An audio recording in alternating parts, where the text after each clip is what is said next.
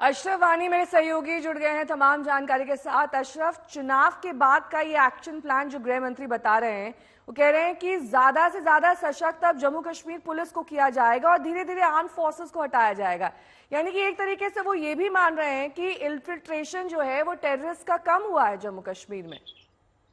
बिल्कुल नेहा, दरअसल कई सालों से मांग थी जम्मू कश्मीर में कई राजनीतिक दलों की भी और साथ ही साथ आम लोगों की भी, जो विशेष अधिकार है सुरक्षा बलों को, सेना को जम्मू कश्मीर में आतंकवाद के चलते armed force special power act उसको हटाना चाहिए। क्योंकि कई बार देखा गया है कि जम्मू कश्मीर में इसका दुरुपयोग भी होता था। कई जो है फेक इनकाउंटर्स हुए, हाल ही में राजौरी में जो हिरासत में एलिजिडली 4 युवाओं की मौत हुई, तो उसके बाद ये मांग जो ही वो जोर पकड़ने लगी थी। लेकिन हर बार जो है केंद्र सरकार का यही कहना था, जो भी केंद्र में सरकार होती थी, कि जम्मू कश्मीर में उस तरह के हालात नहीं है जहां पर armed forces special power act हटाया जा सके या फिर सेना को कम किया जाए। लेकिन अब चूंकि 2019 से पिछले 5 साल में जम्मू कश्मीर में हालात में बहुत जबरदस्त सुधार हुआ है, उसकी आंकड़े जो हैं वो संसद में भी बार बार पेश किए जा रहे हैं और जमीन पर भी दिख रहे हैं।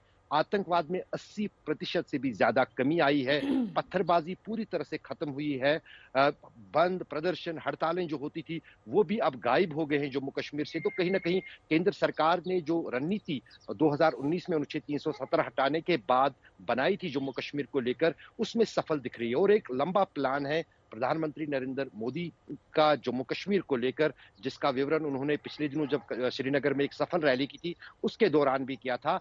जब लोकसभा चुनाव हो जाएंगे उसके तुरंत बाद जम्मू कश्मीर के विधानसभा चुनाव होने हैं 30 सितंबर से पहले इसी साल। और उसके बाद जो है धीरे धीरे जो है सरकार की तरफ से आर्म्ड फोर्सेस स्पेशल एक्ट को धीरे धीरे हटाने के बाद जो है सेना की भी कमी की जाएगी। क्योंकि जम्मू कश्मीर पुलिस पिछले 20 साल में काफी विकसित किया गया है, ट्रेन किया गया है।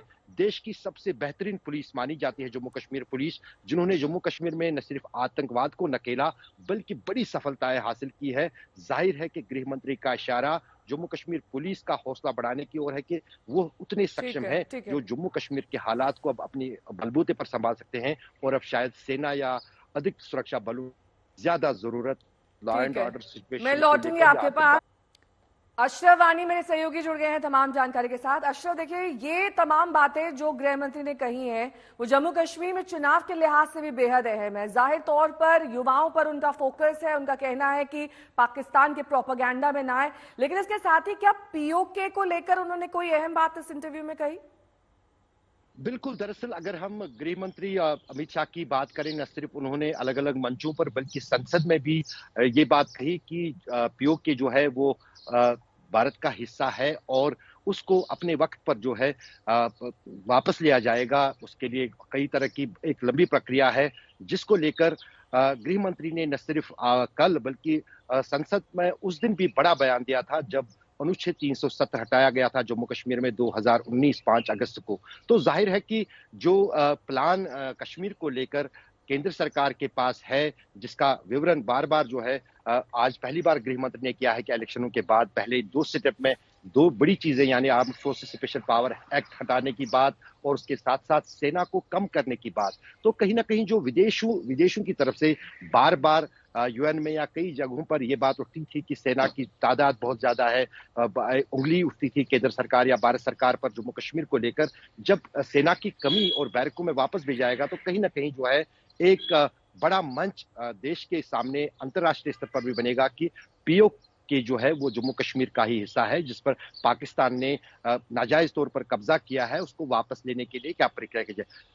कई बार हमने ये पूछा रक्षा मंत्री से भी, गृह मंत्री से, कि पीओके को हासिल करने के लिए, पाकिस्तानी कब्जे वाले कश्मीर को हासिल करने के लिए क्या प्लान है। लेकिन आपको भी पता है, देश को भी पता है कि ना ही गृह मंत्री और ना ही प्रधानमंत्री अपने प्लानों को लेकर कोई विवरण ओपन में करते हैं। तो जाहिर है कि कहीं ना कहीं जहां कश्मीर में हालात सामान्य करने को लेकर केंद्र सरकार के पास प्लान है, कुछ इंप्लीमेंट किए गए, कुछ करने हैं, उसी तरह पाकिस्तानी कब्जे वाले कश्मीर को लेकर भी कोई ना कोई प्लान सरकार के पास जरूर है। और अंदर खाने यही खबर है कि ये सबसे बड़ा एजेंडा चुनाव के बाद सरकार का हो सकता है। बहुत बहुत शुक्रिया अशरफ इस तमाम जानकारी के लिए आपका।